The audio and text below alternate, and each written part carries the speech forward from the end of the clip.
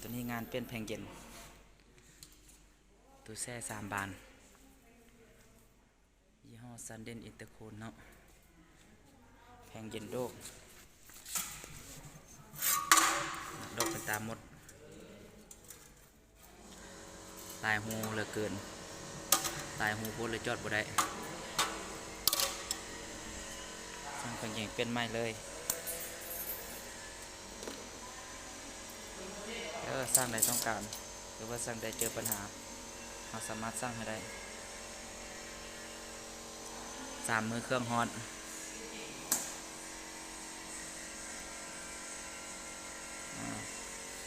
เดี๋ยวเปลี่ยนแล้วอัปเดตข้อมูลอีกทีนึง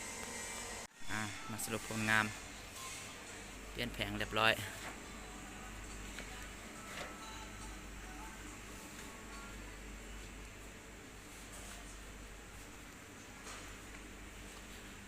องศากำลังลง